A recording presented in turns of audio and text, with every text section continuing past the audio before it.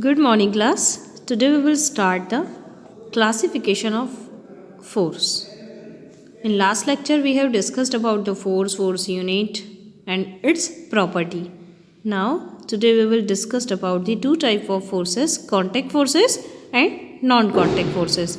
Now, the word indicate the contact forces, which is very simple, that in which you can easily contact the things with your hands and applying a force.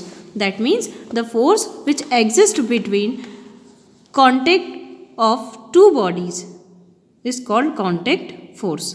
For example, when you pull a coiled spring whose one end is fixed to the wall and you apply an effort to on a spring and the spring gets stretched, this is an example of contact force. That means you are contact with the spring. Here there is a contact between your hand and spring which indicate the contact force. Now when you kick a football or pull a cart, contact force is applied in which you are connecting with ropes of that cart and your hand. So there is a contact between hand and rope which indicate the contact force exists between these two body.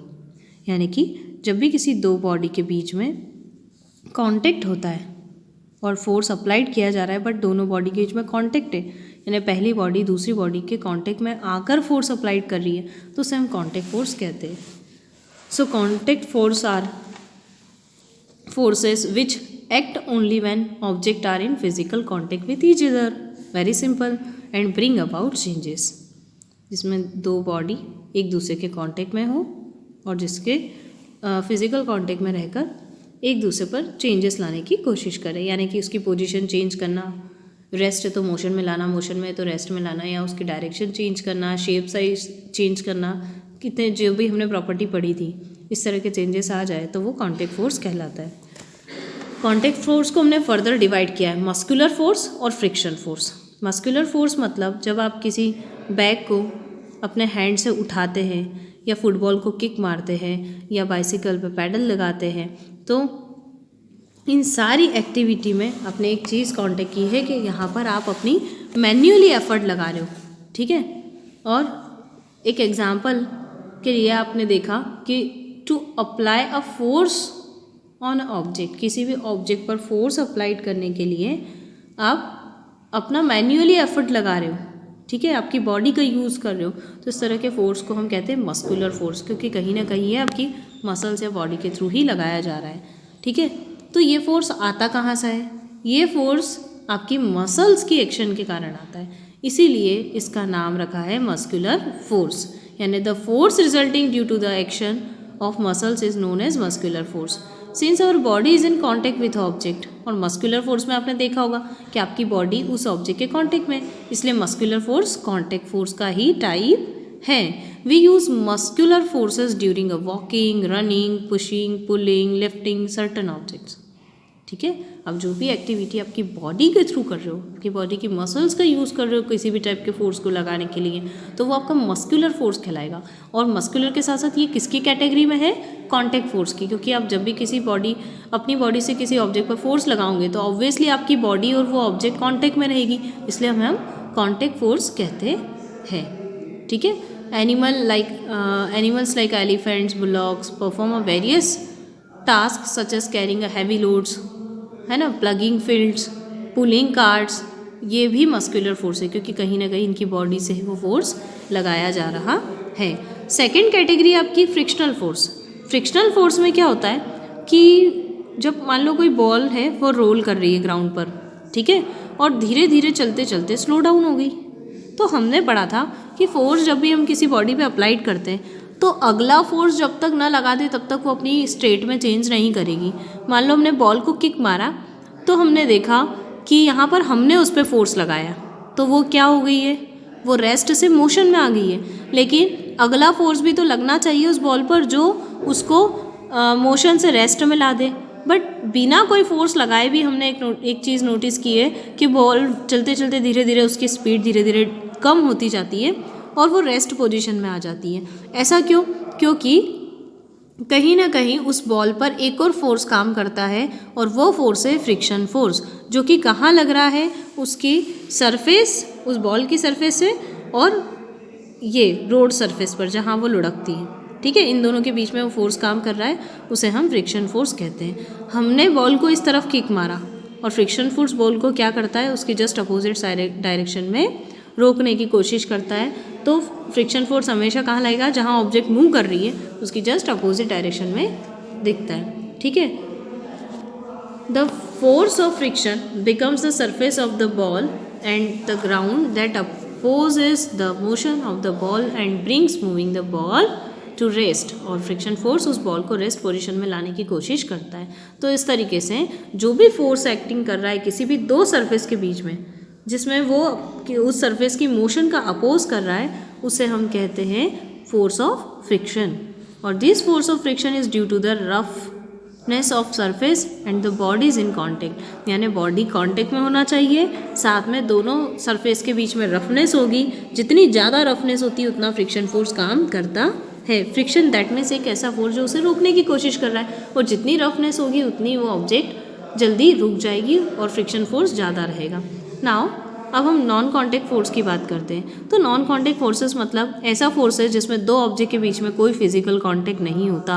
यानी कि पहली object दूसरे object पर force जरूर लगा रही होती है, बट दोनों के आपस में कोई फिजिकल कॉन्टैक्ट नहीं होते, दोनों ऑब्जेक्ट एक दूसरे को टच नहीं करती। ठीक है, तो इस तरह के फोर्सेस को हम कहते हैं नॉन कॉन्टैक्ट फोर्स। और ना करने के बाद भी वो उस पर फोर्स लगा लेती है और उसमें चेंजेस भी ला देती है। जैसे नॉन कॉन्टैक्ट फोर्स के फर्दर 3 टाइप है, मैग्नेटिक फोर्स, इलेक्ट्रोस्टैटिक फोर्स और ग्रेविटेशनल फोर्स।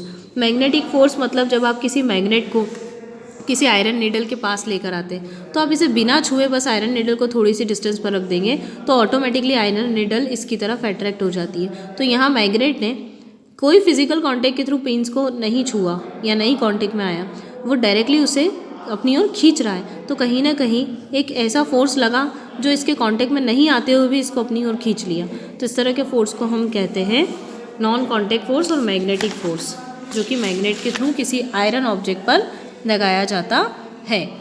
दूसरा इलेक्ट्रोस्टैटिक फोर्स, जिसे हम चार्जिंग वाला भी कहते हैं। जब दो बॉडी पर अपोजिट चार्जेस आ जाते हैं तो दोनों बॉडी एक दूसरे को अट्रैक्ट करने लग जाती है। फॉर एग्जांपल, अगर एक बॉडी पर पॉजिटिव और एक पर नेगेटिव चार्ज है तो दोनों चार्जेस एक दूसरे को अट्रैक्ट करते हैं। और इस तरह की एक्शन आपने अपनी डेली लाइफ में देखी होगी। फॉर एग्जांपल, अगर आप कॉन्ग को अपने हेयर पर रब करते हैं और उसके बाद पेपर स्ट्रिप के पास उससे ले जाते हैं, तो आप देखेंगे कि बिना कांटेक्ट में आए पेपर स्ट्रिप उसकी तरफ अट्रैक्ट होना शुरू कर देती है। क्योंकि जब आप इस कॉन्ग को अपने हेयर पर रब कर रहे होते हैं तब इस पर चार्जेस जनरेट हो जाते हैं, और ये जब पेपर स्ट्रिप के पास इसे लेकर आते हैं तो ये पेपर स्ट्रिप पे आने वाले दूसरे चार्जेस, सपोज कर लो कॉन्ग पे पॉजिटिव चार्जेस आ गए, तो पेपर स्ट्रिप पर जो आने वाले नेगेटिव चार्जेस हैं इनको ये अपनी ओर खींचते हैं। तो इस तरह के चार्जेस के कारण जब कोई ऑब्जेक्ट दूसरे ऑब्जेक्ट पर फोर्स लगाती है तो वो इलेक्ट्रोस्टैटिक चार्जेस कहलाते, चेंजेस कहलाएंगे और इलेक्ट्रोस्टैटिक फोर्स कहलाएगा। यानी कि the force exerted by a charge body to another charged body या अनचार्ज्ड बॉडी। यानी कि अगर एक बॉडी चार्ज है और दूसरी चार्ज हो या अनचार्ज हो, उस पर अगर कोई फोर्स लगाया जा रहा है तो उसे हम इलेक्ट्रोस्टैटिक फोर्स कहते हैं। और ये एक्टिविटी आप घर पे करके भी देख सकते हैं। अब एक एक्टिविटी और है, to show that electrostatic force is a non contact force. हम कैसे पता करेंगे कि इलेक्ट्रोस्टैटिक फोर्स क्या होता है, नॉन कॉन्टैक्ट फोर्स होता है। तो उसके लिए बहुत सिंपल एक्टिविटी है। एक प्लास्टिक की स्ट्रॉ लेना है और एक स्टैंड लेना है, एक पेपर शीट लेना है और एक सिल्क थ्रेड लेना है। अब प्लास्टिक स्ट्रॉ लेकर उसके 2 इक्वल पीसेस करना है। आपको नज़र आ रहे होंगे, एक तो उसके हैंड पर है और दूसरा आपने वहाँ पर बांध रखा है। ठीक है, अब वो दोनों पीस में से एक स्टैंड लेना है आपको और एक पीस हाथ में लेना है और एक को इस तरीके से लटका देना है। लटकाते समय उसे सिल्क के थ्रेड से रब करना है। ठीक है, नाउ अब एक रबर आपको लेकर आना है उस स्ट्रॉ के पास में, ठीक है, जो लटका रखी है उसके पास। ठीक, और आप देखेंगे कि वो जो दोनों पीसे एक दूसरे को अट्रैक्ट करते हैं या नहीं। Now rub the free end of the suspended piece of a straw and then straw is in your contact with a sheet of paper. Again bring the piece of straw and that was rubbed earlier near the free ends of the suspended straw what you observe. यानी आपने फिर से क्या किया, उसे ही रब किया उसके एक और एंड को, ठीक है, और आपने फिर से पेपर पीस को उसके पास लेकर आए, क्या वो उसे अट्रैक्ट कर रही है, और ये एक्टिविटी आप ऑब्ज़र्व करेंगे। तो आपने पहली बार क्या ऑब्ज़र्व किया कि जो स्ट्रॉ होती है, ठीक है, जो आपके हाथ में थी, जब आपने उसे रब किया तो वो पेजेस की तरफ अट्रैक्ट होने लगी। लेकिन सेकेंड एक्टिविटी में जब आपने देखा कि जो स्ट्रॉ थी, जो अब ऑलरेडी रब्ड पेपर्स को रिपेल कर चुकी थी, वो जिसे आपने लटकाया गया है, सीधे वे में अगर समझे तो जिस स्पेंडेड स्ट्रॉ को आपने लटकाया है और जो आपके हाथ में है, जब इन दोनों को आपस में कांटेक्ट में लाया गया तो एक दूसरे को ये रिपेल करने लगी। जबकि इसको रब किया और फिर पेपर के पीस से टच किया तो ये अट्रैक्ट करने लगी, और इसको रब करने के बाद पेपर पीस से अगर इसे अट्रैक्ट किया तो ये भी इसे अट्रैक्ट करने लगी। बट आपस में एक दोनों को कांटेक्ट में लाया गया तो इन दोनों के बीच में रिपल्जन हुआ, ठीक है। तो देखने को ये मिला कि अगर ये अगर इनको सेम टाइप के मटेरियल से रब किया जाता है तो इनके ऊपर सेम चार्जेस जनरेट हो जाते हैं, और इस तरह इलेक्ट्रोस्टैटिक फोर्स एक नॉन कॉन्टैक्ट फोर्स होता है। क्यों? क्योंकि रबिंग प्रोसेस से इनके ऊपर अपोजिट चार्ज जनरेट हो जाते हैं जो किसी दूसरी चार्ज या अनचार्ज बॉडी पे जो चार्ज होते हैं उनको अपनी ओर अट्रैक्ट करते हैं। आपका जो थर्ड फोर्स है वो ग्रेविटेशनल फोर्स है। Every object in this universe attract every another object of certain forces. देखो, ग्रेविटेशन फोर्स है जो पहले से ही न्यूटन नाम के साइंटिस्ट सर आइजैक न्यूटन के थ्रू डिक्लेयर किया गया था, और उन्होंने ये बताया था कि इस पूरे यूनिवर्स में हर एक ऑब्जेक्ट हर दूसरी ऑब्जेक्ट को अट्रैक्ट करती है। हर दो ऑब्जेक्ट के बीच में अट्रैक्शन फोर्स लगता है जिसे ग्रेविटेशन फोर्स कहते हैं। उसके अकॉर्डिंग ये अर्थ अगर एक ऑब्जेक्ट है तो हमारी बॉडी दूसरी ऑब्जेक्ट है, और अर्थ ने इसी तरह सभी को एक फोर्स लगाकर इसकी सरफेस पर स्टेबल रखा है। यानी कि ग्रेविटेशन फोर्स क्या होता है, किसी भी दो ऑब्जेक्ट के बीच में लगाया जाता है और ये आपस में कॉन्टैक्ट फोर्स नहीं होता। मतलब आप अगर किसी चीज़ को ऊपर की तरफ फेंकते हो तो अर्थ उसे बिना किसी कांटेक्ट बनाए अपनी ओर वापस खींच लेती है।